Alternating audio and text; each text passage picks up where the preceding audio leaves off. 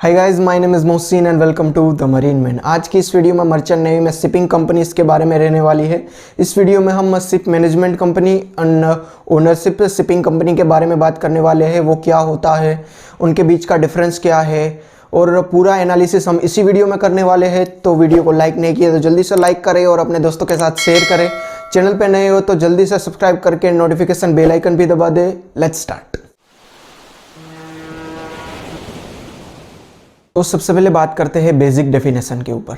नाम से ही आपको पता तो चल ही गया होगा, शिप मैनेजमेंट कंपनी मीन्स किसी ओनर का एक शिप है, उसने इस मैनेजमेंट कंपनी को अपना शिप दिया है चलाने के लिए।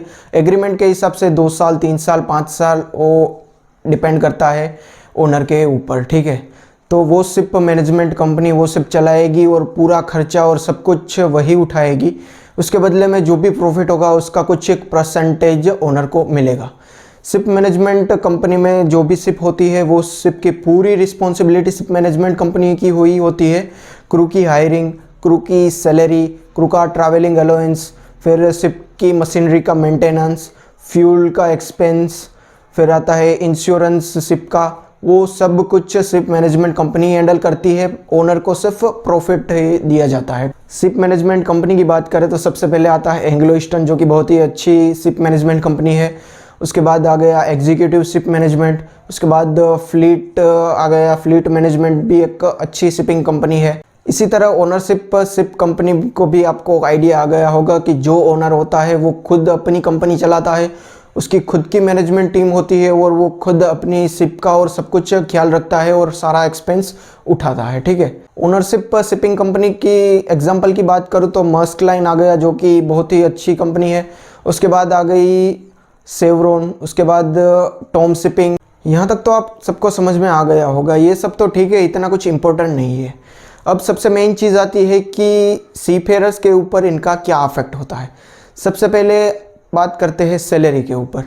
देखिए, ओनरशिप शिपिंग कंपनी में अगर आप थर्ड ऑफिसर ज्वाइन कर रहे हो, एक कॉन्ट्रैक्ट किया और दूसरे कॉन्ट्रैक्ट में भी आप थर्ड ऑफिसर ही ज्वाइन कर रहे हो, तो आपको सैलरी सेम मिलती है। इसी तरीके से अगर हम शिपिंग मैनेजमेंट कंपनी में बात करें तो दूसरे कॉन्ट्रैक्ट में हमें किसी दूसरे ओनर का भी शिप मिल सकता है, तो शिप की साइज़ और टाइप भी चेंज हो सकता है, तो सैलरी माइट भी ऊपर नीचे हो सकती है, ठीक है। उसके बाद बात करते हैं कंडीशन ऑफ शिप। देखिए, सेम ओनर की सारी शिप है तो वो एक आर्किटेक्चरल डिज़ाइन लेके चलेगा कि उनकी सारी शिप में ये सब एंटरटेनमेंट की चीज़ें रहनी चाहिए, ये सब फैसिलिटीज़ रहनी चाहिए। तो अगर आप ओनरशिप शिपिंग कंपनी में है तो आपको सारी शिप में एक जैसी फैसिलिटीज़ देखने को मिलेगी, ठीक है। थोड़ा बहुत चेंज हो सकता है कि किस कंपनी ने और कहाँ से मैन्युफैक्चरिंग की है शिप को, ठीक है। दूसरी तरफ अगर हम शिप मैनेजमेंट की बात करें तो उसमें काफ़ी सारे ओनर के शिप होते हैं। आप अगर आपके सेकंड कॉन्ट्रैक्ट में आपको किसी दूसरे ओनर का शिप मिल गया तो उसमें पूरा चेंज हो जाएगा, पूरी सारी फैसिलिटी अलग तरीके से उन्होंने डिज़ाइन की हुई होगी। तो ये एक माइनर डिफरेंस आता है, ठीक है। उसके बाद बात करें तो इंटरनेट कनेक्शन में क्या डिफरेंस आता है। तो अगर आप एक ओनरशिप शिपिंग कंपनी में काम कर रहे हो तो आपको हर एक कॉन्ट्रैक्ट में सेम तरीके का इंटरनेट कनेक्शन मिलेगा, ठीक है, क्योंकि वो सेम कंपनी है और अपने सारे शिप में एक ही तरीके का इंटरनेट कनेक्शन प्रोवाइड करेगा, ठीक है। अगर आप शिप मैनेजमेंट कंपनी में है तो उसमें अलग अलग शिप आ जाती है, तो उसमें डिपेंड करता है कि उसमें इंटरनेट कनेक्शन के लिए क्या क्या फैसिलिटी है आपके शिप के ऊपर, क्योंकि उसमें काफ़ी सारे ओनर्स के शिप इंक्लूड रहते हैं। तो उसमें माइट भी पॉसिबल है कि किसी शिप में आपको अच्छा खासा इंटरनेट मिले और किसी शिप में आपको बहुत कम इंटरनेट मिले। ये तो आ गया थोड़ा सा डिफरेंस जो हमें चीज़ें ध्यान में रखनी चाहिए। अब आता है सबसे मेन चीज़, अगर आप मर्चेंट नेवी ज्वाइन करना चाहते हो तो ये बात आपको पता होनी ही चाहिए, ठीक है। देखिए, मैं अभी जो बताने जा रहा वाला हूँ वो ओवरऑल एवरेज कंक्लूजन है। मीन्स सारी शिप मैनेजमेंट कंपनी और सारी ओनरशिप कंपनी से मिलाकर ओवरऑल जो कंक्लूजन आता है वो ही मैं यहाँ पे बताने जाने वाला हूँ, ठीक है।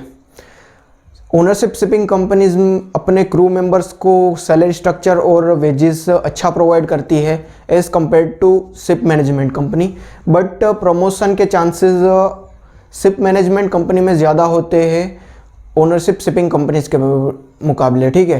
क्योंकि ओनरशिप शिपिंग कंपनीज में आपका प्रमोशन थोड़ा सा स्लो हो सकता है, वैसे ही देखने जाए तो शिप मैनेजमेंट कंपनी में आपको सैलरी स्ट्रक्चर थोड़ा सा कम मिलेगा, बट आपको प्रमोशन अच्छे से मिल जाता है शिप मैनेजमेंट कंपनी में।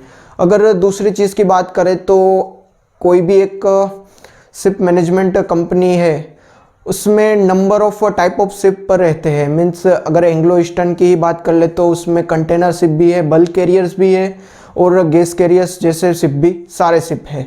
बट अगर कोई ओनरशिप कंपनी है तो उसमें कोई भी एक टाइप के शिप भी रहते हैं। Means Maersk line Maersk line का एग्जांपल ले तो मर्स्क लाइन में most of ship container ship ही है।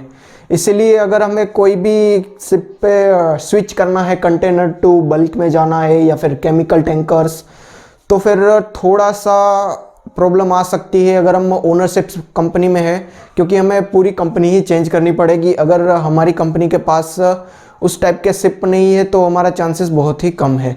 वही शिप मैनेजमेंट कंपनी में हम थोड़ा सा इजी रहता है शिप को स्विच करना। तो आज की वीडियो में बस इतना ही। उम्मीद करता हूँ आपको दोनों ही डिफरेंस अच्छे से समझ में आ गए होंगे। मैं ये नहीं बोल रहा हूँ कि आप ओनरशिप में ही जाओ या फिर शिप मैनेजमेंट में ही जाओ।